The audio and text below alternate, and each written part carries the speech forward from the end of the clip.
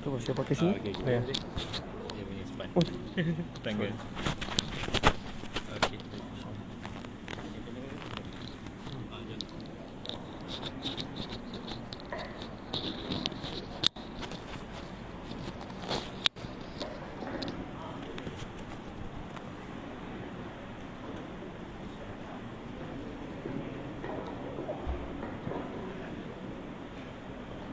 Bismillah.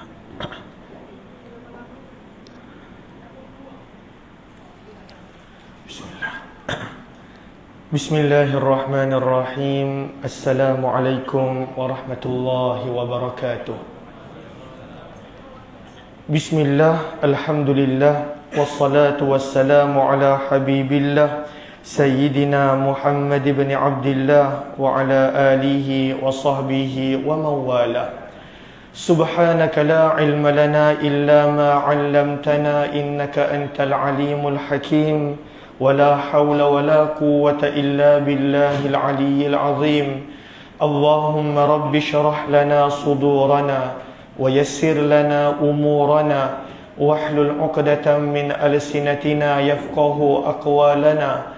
Allahumma fakkihna fid din wa 'allimna at-ta'wil. Allahumma alhimna marashida umurina wa a'idna min shururi anfusina birahmatika ya rabbal alamin walhamdulillahi rabbil alamin.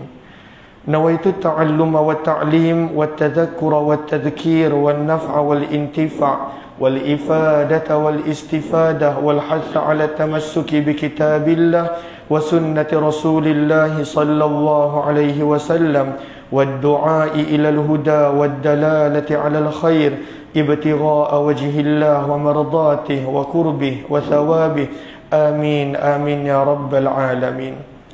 Alhamdulillah thumma alhamdulillah, segala puji-pujian hanya layak untuk Allah Subhanahu wa taala. Hanya apabila kita memuji Allah, kita akan dapat lebih menghargai nikmat Allah. Kalaulah kita tak puji Allah, bila kali terakhir kita ingat nikmat Allah? Lalu hanya dengan memuji Allah, mensyukuri Allah, sebenarnya pada waktu itu kita akan ingat yang Allah berikan nikmat kepada kita. Sebab kita manusia ada satu sikap, iaitu benda yang kita dah biasa kita tak akan hargai. Contohnya nafas. Kita dapat nafas dengan mudah tanpa ada sebarang masalah, maka kita tak akan pernah mensyukuri nikmat nafas. Dapat berjalan, dapat menggerakkan, ada 360 sendi dalam badan kita, sabda Nabi SAW. Benda-benda yang mana kita dah biasa, menjadi kebiasaan manusia, dia tak akan hargai. Tetapi cuba lihat orang yang tak boleh bernafas, orang yang mana tiba-tiba kena serangan jantung, orang yang mana tiba-tiba kena serangan asma, bagaimana untuk bernafas dia sanggup bayar walaupun terpaksa berkorban segala harta yang ada. Maka sebab itu kenapa kita perlu bersyukur? Hanya dengan bersyukur menjadikan kita dapat menghargai nikmat Allah Subhanahu wa taala. Lalu yang saya rahmati lagi dikasih oleh Allah, pihak pengurusan Surah An-Nur Seksyen 20, pengurusi, ahli jawatan kuasa, barisan para imam, para muazzin, para asatidah, terutamanya Al-Fadil Ustaz Tunggul Wahidin. Sebab dulu ingat lagi masa saya kecil, saya belajar dekat Surau Seksyen 3 Shah Alam, lama dulu, tahun 1995, 1990 sampai 1997 saya belajar tahfiz di sana.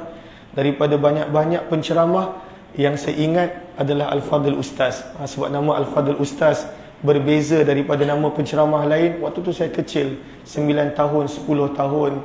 Dan Al-Fadil Ustaz ada kuliah dekat Surau Seksyen 3. Lalu yang saya hormati Al-Fadil Ustaz Tunggul Wahidin dan semua para asatidah yang lain yang saya tak dapat sebut nama satu persatu. Lalu syukur Alhamdulillah kita ada masa beberapa ketika yang mana kita nak membicarakan tentang hati. Lalu hati Allah Subhanahu wa taala kurniakan kepada kita untuk kita mengenal Allah, untuk kita dapat mencari Allah. Sebab itu ketika mana manusia lahir dalam keadaan dia tak tahu apa-apa. Dia tidak tahu apa-apa. Firman Allah, wallahu akhrajakum min butuni ummahatikum, dalam juz yang ke-14 dalam surah An-Nahl. Allah yang telah mengeluarkan kamu daripada perut ataupun daripada rahim ibu kamu. Apakah keadaan manusia bila lahir? Bayi ni bila lahir, keadaan dia adalah la ta'lamuna syai'a. Firman Allah, dia langsung tak tahu apa-apa.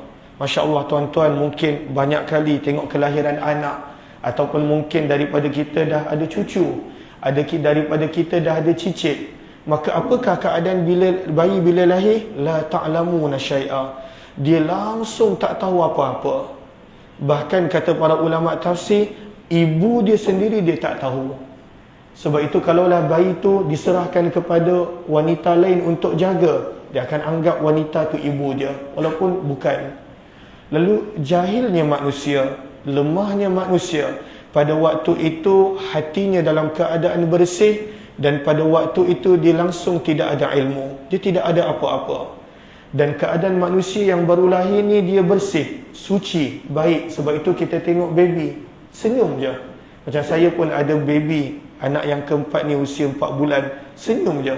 Dia tak ada nak cari muka, dia tak ada pada waktu tu nak berdendam, dia tak ada nak hasad, dia tak ada nak bergaduh. Bahkan bayi ni hati dia punya bersih, dia jumpa orang yang berlainan warna kulit, ataupun berlainan bahasa, ataupun berlainan apa pun, dia pada waktu itu akan tenang dan akan bahagia. Kenapa? Bersihnya hati manusia. Sabda Nabi SAW, kullu mauludin yuladu alal fitrah. Setiap bayi yang lahir atas fitrah, atas keadaan yang bersih, atas pada waktu itu hati yang suci. Lalu itulah keadaan hati manusia. Manusia bila lahir, hatinya bersih, hatinya suci. Maka apakah yang menjadikan hati pada waktu itu berubah? Dan bagaimanakah manusia boleh dapat informasi dan pengetahuan serta ilmu? Firman Allah pada ayat yang sama, wallahu akhrajakum min butuni ummahatikum la ta'lamuna syai'a wa ja'ala lakumus sama'. Allah dahulukan pendengaran. Firman Allah, bayi ni bila lahir, kami jadikan untuk dia pendengaran. Sebab itu kata para ulama tafsir, bayi dia akan mula banyak belajar bila dia lahir daripada apa yang dia dengar. Daripada apa yang dia dengar. Walaupun mata dia mungkin tak boleh pandang jauh, tapi dia belajar banyak daripada dengar. Sebab itu Allah mendahulukan pendengaran. Maka sebab itu, pendidik yang sebenar untuk bayi yang baru lahir, pengisi hati dia yang bersih dengan kotoran, sebenarnya adalah ibu bapa dia. Sebab pada usia itu dia tak ada cikgu pun, dia tidak ada pendidik pun, ibu bapa dia. Benarlah sabdaan Nabi SAW, fa'abawahu yuhawidani au yunassirani au yumajjisani. Ibu bapa dia yang akan tentukan perangai dia macam mana.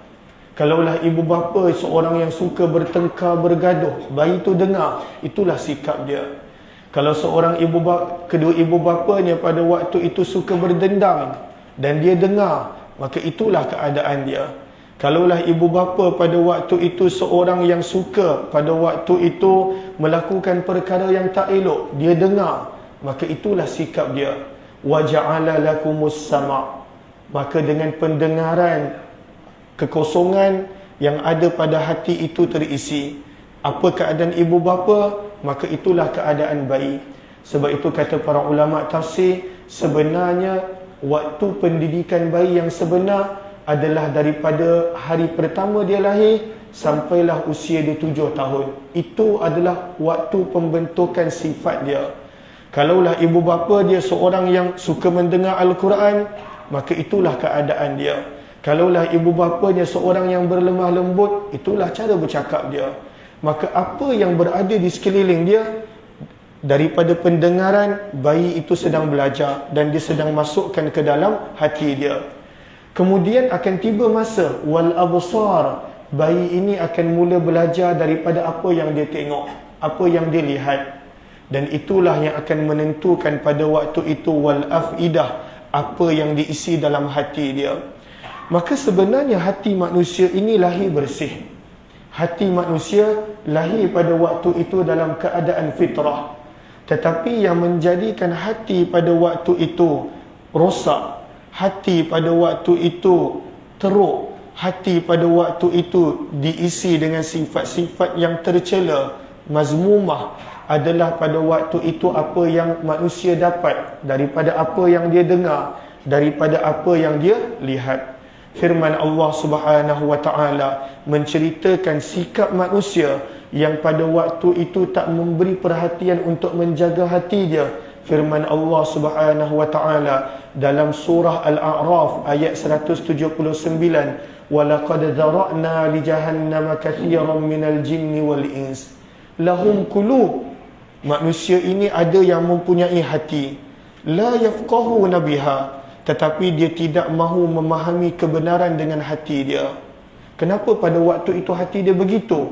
Walahum a'yun, kerana dia ada mata, la yubsiruna biha, tak nak mencari kebenaran dengan mata dia. Walahum azan, manusia ni ada telinga, la yasma'una biha, dia tidak mahu mendengar benda yang elok dengan telinga dia. Lalu manusia yang rosak hati dia, apakah sifat dia sebenarnya? Firman Allah, orang yang rosak hati ini, ulaika kal an'am, sebenarnya mereka ini Al-Quran panggil sebagai binatang. Orang yang dah rosak hati. Sebab kata Imam Ghazali, raja bagi tubuh badan kita adalah hati. Apa yang kita cakap menentukan keadaan hati. Kemana kaki kita suka melangkah menentukan keadaan hati. Apa yang kita suka scroll, yang kita suka buka dekat handphone, menentukan keadaan hati.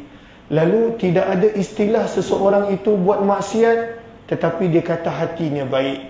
Dalam kitab Bidayatul Hidayah kata Imam Ghazali rahimahullah, orang yang mana nak mendapat takwa yang batin, hati yang bersih, dia mesti tunjukkan pada takwa yang zahir amalan dia. Amalan yang baik menunjukkan hati yang baik. Amalan yang tak elok menunjukkan hati yang tidak elok, kata Imam Ghazali dalam kitab Bidayatul Hidayah. Maka tak mungkin seseorang tu dia buat maksiat, dia kata tak apa, hati saya elok. Sebenarnya tidak ada istilah seperti itu, kata Imam Ghazali rahimahullahu ta'ala. Cuma tugas kita sangka baik dengan orang. Tapi orang yang pada waktu itu dia buat maksiat, sebenarnya itu menentukan keadaan hati dia. Lalu orang yang hati dia rosak, dalam surah Al-A'raf, surah yang ke-7 ayat 179, Allah panggil ulaika kal an'am, mereka ini adalah seperti binatang. Bahkan binatang lebih baik daripada orang yang rosak hatinya. Sebab itu Al-Quran sebut balhum adal, bahkan mereka ini lebih sesat, lebih teruk daripada binatang. Maka kenapakah manusia boleh menjadi sebegitu hina sehingga menjadi level lebih teruk daripada binatang? Kerana hati dia. Dan apakah benda yang menjadikan hati rosak? Maka Allah terangkan dalam perkataan yang ringkas pada ayat yang sama, ulaika humul ghafilun, sebab mereka pada waktu itu berada dalam keadaan lalai. Lalainya manusia boleh menjadi sebab rosaknya hati manusia. Walaupun pada waktu itu hati itu kecil je, tak besar mana. Sabda Nabi SAW, inna fil jasadi la mudghah, sesungguhnya dalam badan manusia ada seketul daging. Mudghah, mudghah maksudnya benda tu punya kecil, dipanggil oleh orang Arab sebagai benda yang boleh dikunyah. Madagha maksudnya benda yang kita boleh kunyah. Hati tu kecil je. Namun benda yang kecil ini bila rosak, idza fasadat fasadal jasadu kulluh, bila rosaknya hati, rosaklah semua anggota tubuh badan manusia punya pekerjaan dan amalan. Tetapi apabila hati itu elok, maka eloklah pada waktu itu seluruh anggota tubuh badan. Maka penyebab kepada rosaknya hati yang pertama adalah al-ghafilun, adalah pada waktu itu lalai. Manusia bila lalai, manusia bila leka, manusia pada waktu itu berada dalam keadaan lupa, maka itu menjadi asbab rosaknya hati. Lalu macam mana kita nak rawat penyakit yang pertama, lalai ini? Macam mana kita nak rawat penyakit lalai? Sebab Allah sebut ulaika humul ghafilun. Rosaknya hati mereka kerana mereka lalai. Maka Allah sambung pada ayat 180 daripada surah yang sama, surah Al-A'raf, firman Allah, walillahil asmaul husna fad'uuhu biha. Cara untuk merawat hati yang lalai yang pertama adalah pada waktu itu fad'uuhu biha, banyak berdoa kepada Allah. Itu cara untuk merawat hati yang lalai. Walillahil asmaul husna, dan untuk Allah ada nama-nama yang indah. Fad'uuhu biha, maka berdoalah kamu dengan nama-nama Allah. Sahabat-sahabat mungkin pernah tengok kitab Al-Azkar Imam Nawawi. Dia ada satu kitab Al-Azkar Imam Nawawi, di mana Imam Nawawi kumpulkan tentang zikir dan doa yang Nabi SAW amalkan. Dan kitab tu sangat tebal, Al-Azkar. Begitu juga ada kitab doa-doa oleh Imam An-Nasai, Amalul Yaumi wal Lailah, pun pada waktu itu sangat tebal. Lalu kadang-kala kita tertanya-tanya, kenapa banyak sangat doa Nabi SAW? Sangat banyak. Bahkan keadaan Nabi sentiasa berdoa. Nabi SAW masuk masjid, doa. Kalau dalam kitab Al-Adhkar, doa yang ada bila masuk masjid lebih daripada 4 doa yang kita selalu baca, Allahumma ftahli abwaaba rahmatik. Tapi dalam riwayat daripada Nabi yang Imam Nawawi kongsikan, doa masuk masjid lebih daripada 4 doa. Keluar masjid ada doa. Nak masuk kenderaan, naik kenderaan, ada doa. Keluar masuk bilik air, ada doa. Nanti kejap lagi azan. Lepas azan, Imam Nawawi bawakan 4 doa azan daripada Nabi. Selawat nombor 1, Allahumma rabba hadhihi da'wati tammah. Doa yang kedua, asyhadu an la ilaha illallah wa asyhadu anna muhammadar rasulullah. Doa yang ketiga, raditu billahi rabba. Lalu ada 4 doa. Banyak doa Nabi. Lalu apabila kita lihat Al-Quran, baru kita sedar sebenarnya orang yang banyak doa itu adalah ubat untuk kelalaian. Bila Allah sebut ulaika humul ghafilun, orang-orang yang rosak hati ini kerana mereka lalai.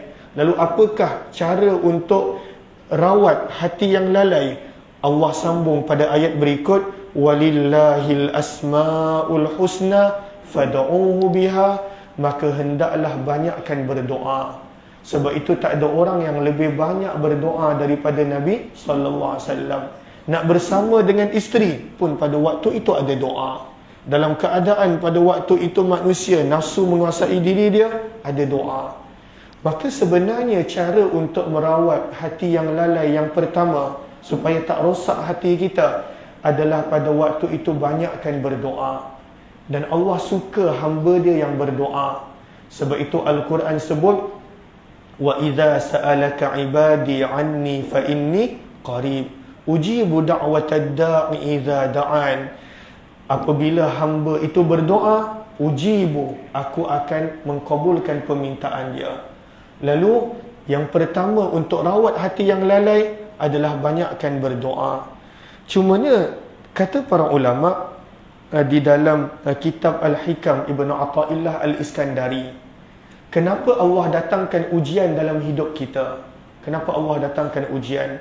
Baru-baru ni kita dah melalui ujian COVID yang lama, 2 tahun. Tapi kalau kita perasan, kita dah mula lupa. Tak lama pun, baru lagi, tapi kita dah mula lupa. Dinamakan insan kerana memang cepat lupa. Tapi bayangkan ketika mana kita kena COVID, sebahagian besar daripada kita diuji. Berapa banyak kita berdoa? Berapa banyak kita berdoa? Termasuklah saya, macam-macam benda yang dilalui ketika mana COVID, berapa banyak yang kita berdoa. Datangnya ujian supaya manusia pada waktu itu sentiasa berdoa dan meminta kepada Allah. Tapi malangnya manusia ketika mana diangkat ujian, dia lupa. Lalu Nabi SAW menunjukkan kepada kita dalam kehidupan seharian baginda, berapa banyak yang Nabi SAW berdoa. Kerana orang yang memperbanyakkan doa, sebenarnya itu adalah ubat untuk hati yang lalai. Orang yang banyak berdoa tak mungkin lalai. Orang yang kurang berdoa, kemungkinan yang sangat besar untuk dia lalai. Dan lalai adalah penyebab untuk rosaknya hati. Maka firman Allah, walillahil asmaul husna fad'uhu biha. Banyakkan pada waktu itu berdoa. Maka ubat untuk hati yang lalai ada banyak. Tapi pada ayat 180 surah Al-A'raf, pada waktu itu adalah berdoa. Yang kedua, kena tinggalkan sahabat-sahabat yang tak baik. Firman Allah dalam ayat yang sama, وَذَرُوا الَّذِينَ يُلْحِدُونَ فِي أَسْمَائِهِ. Dan tinggalkan orang-orang yang pada waktu itu melampaui batas pada menggunakan nama-nama Allah. Lalu orang-orang yang tak baik, sahabat-sahabat yang tak baik, boleh menjadikan kita juga tak baik. Sabda Nabi SAW, masalul jalisis salih, perumpamaan sahabat yang baik adalah umpama seorang penjual minyak wangi. Lalu walaupun kita tak dapat minyak wangi, kalau kita duduk dengan orang penjual minyak wangi, badan kita akan berbau wangi. Kita berkawan dengan orang yang baik, walaupun kita tak 100% baik, ada kebaikan dia yang kita akan dapat. Dan sebaliknya, orang yang berkawan dengan sahabat yang tidak baik, dia tetap akan nampak kesan dia. Tidak ada yang boleh mengubah manusia lebih cepat daripada siapa yang dia berkawan dan bersahabat. Sehingga agama dia boleh berubah dengan siapa dia bersahabat. Sabda Nabi SAW, Al-mar'u ala dini khalilih. Manusia itu agamanya ditentukan dengan siapa sahabat baik dia. Falyanzur ahadukum man yukhalil. Maka hendaklah kamu lihat siapa yang kamu berkawan baik. Maka dua ini adalah ubat untuk hati yang lalai. Banyak berdoa dan pada waktu itu tinggalkan sahabat-sahabat yang tidak baik. Antara sebab yang menjadikan hati pada waktu itu rosak adalah maksiat dan dosa. Sabda Nabi SAW, "Idza aznabal 'abdu", bila seorang hamba melakukan dosa, nukitat fi qalbihi nuktatun sauda, maka pada waktu itu akan ada satu titik hitam dalam hati dia, kesan daripada dosa. Lalu sebab yang kedua, hati rosak. Sebab rosaknya hati, rosaknya segala anggota tubuh badan kita. Rosaknya hati, rosaknya cara kita berfikir. Lalu kalaulah kita pada waktu itu jenis cepat nak sangka buruk, itu antara tanda, kata para ulama, hati kita rosak. So rosaknya hati, kita cepat sangka buruk. Rosaknya hati, mulut kita akan bercakap benda yang tak elok, mencarut, mencaci, memaki, mengadu domba, mengumpat. Rosaknya hati, telinga kita suka dengar benda yang tak elok. Bila dengar je benda yang elok, kita rasa tak tenang. Sebab itu Allah ceritakan di dalam juz yang ke-24, orang yang mana rosaknya hati dia, ketika mana diceritakan tentang Allah, dia rasa tak tenang. Wa idza dzukirallahu wahdah, dalam surah Az-Zumar, isma'azzat qulubul ladzina la yu'minuna bil akhirah. Bila cerita dia tentang agama, isma'azzat, dia rasa tak seronok. Kenapa? Sebab hati dia ada masalah.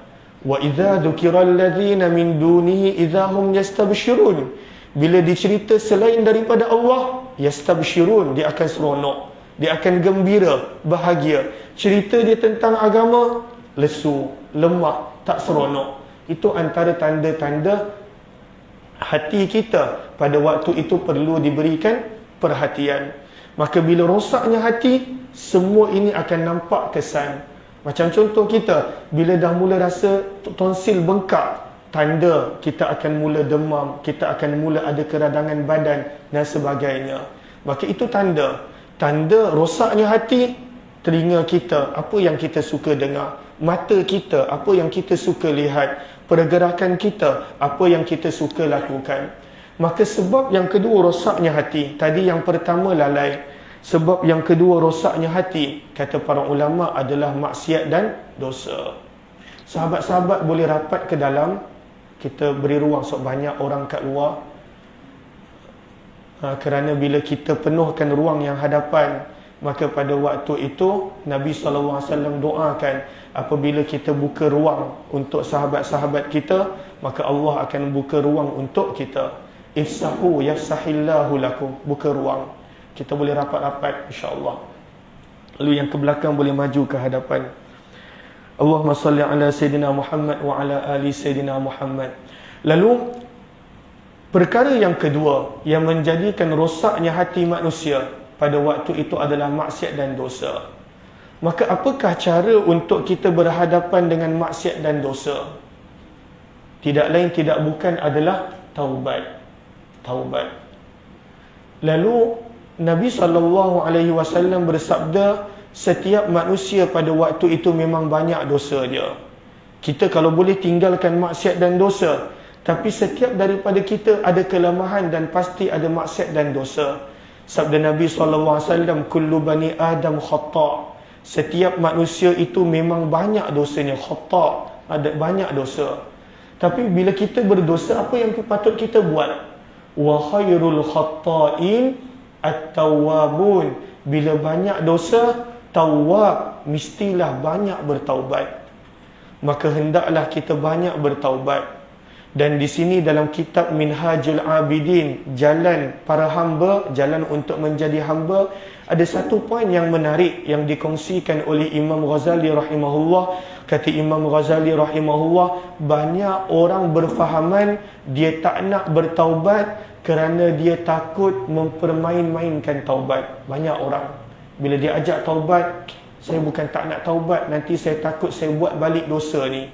Lalu seolah-olah saya mempermain-mainkan taubat.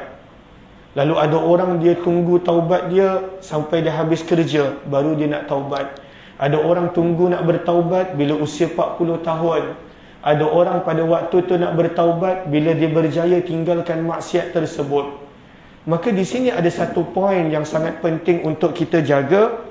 Kata Imam Ghazali rahimahullah, tidak ada istilah mempermain-mainkan taubat. Dan sebahagian ulama sebut istilah mempermain-mainkan taubat adalah daripada syaitan. Syaitan tak nak kita taubat. Lalu dia kata, jangan taubat, nanti kau mempermain-mainkan taubat. Mana ada istilah mempermain-mainkan taubat? Orang yang banyak bertaubat, Allah sayang. Innallaha yuhibbut tawwabin. Taib, orang yang bertaubat. Tawwab, orang yang banyak bertaubat. Lalu Allah cinta, Allah sayang orang yang banyak bertaubat. Cumanya bila kita nak bertaubat, waktu tu kita janji tinggalkan dosa ni sekarang. Tapi manusia bukan mudah untuk dia tinggalkan dosa. Walaupun kadang-kadang dia dah berusaha. Maka kalaulah dia terlanjur buat dosa yang sama, maka pada waktu itu taubat kali kedua. Sebaliknya kata Imam Ghazali, kalau kita tangguhkan taubat, bagaimana kalau sebelum tibanya waktu kita nak taubat tu, usia 40, bila habis kerja nanti, maka waktu itu kematian menjadi penghalang, maka Allah tak ampunkan dosa kita. Maka sebab itu cara untuk bersihkan hati yang maksiat adalah segera bertaubat, banyak bertaubat. Bahkan nak tunjuk pemurahnya Allah, pengampunnya Allah. Dalam sepotong hadis sabda baginda Nabi SAW, kalaulah manusia pada waktu itu melakukan maksiat yang sama sebanyak 70 marrah, 70 kali. Orang Arab suka menggunakan perkataan 7 ataupun 70 menggambarkan kathrah, menggambarkan banyak. Kalaulah seseorang itu buat maksiat sebanyak 70 kali, begitu banyak sekalipun, dan pada waktu itu dia bertaubat, Allah tetap terima taubat dia. Kalaulah sebelum subuh dia buat dosa, taubat. Lepas subuh buat dosa, taubat. Pukul 8 buat dosa, taubat. Pukul 9 buat dosa, taubat. Kalau setiap jam baru 24 kali. Sejam 2 kali buat dosa yang sama, taubat, pun tak cukup 70. Maksudnya kalaulah perumpamaan nak bayangkan dia buat dosa taubat, dosa taubat, dosa taubat, tetap Allah akan ampunkan. Tidak ada istilah mempermain-mainkan taubat. Sebenarnya bila kita anggap begitu, kita melengah-lengahkan taubat. Yang pertama, bila kita melengah-lengahkan taubat, sebenarnya kita takkan lagi bertaubat. Itu satu. Siapa di antara kita yang boleh ingat minggu lepas apa dosa dia buat? Tak ada. Kehebatan syaitan, bukan kita nak puji syaitan, Kehebatan syaitan adalah dia bagi kita tak nampak kita ada dosa. Sebab bila kita nampak dosa, maka pada waktu itu kita akan bertaubat. Lalu kesedaran yang kita melakukan maksiat, kesedaran tu tak datang selalu. Bila kita sedar je kita ada buat dosa, terus bertaubat. Sebab bila kita melengahkan taubat, perkara pertama yang berlaku, kita tak akan bertaubat dah. Sebab dosa itu akan kita lupa. Dan bila kita lupa, bagaimana kita nak bertaubat? Yang kedua, kata Imam Ghazali rahimahullah, syaitan menjadikan manusia bertaubat bukan kerana Allah. Itu pun masalah. Sebab salah satu syarat taubat menyesal. Tapi dia menyesal bukan kerana Allah, bukan kerana dia buat maksiat. Kadang-kadang syaitan twist, dia menyesal kerana ada kawan-kawan tinggalkan dia. Maka dia buat dosa. Kawan-kawan tinggalkan dia, dia menyesal kerana itu.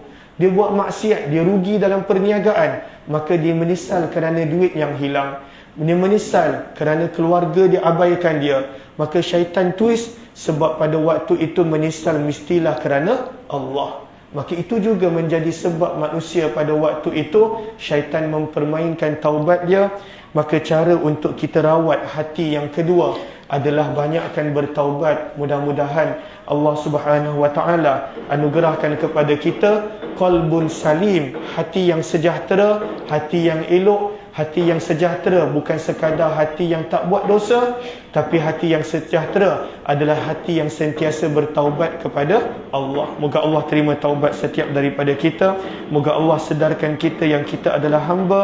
Amin amin ya rabbal alamin. Apa yang baik daripada Allah, yang tidak daripada kelemahan diri serta kekurangan ilmu. Wabillahi taufiq wal hidayah. Assalamualaikum warahmatullahi wabarakatuh.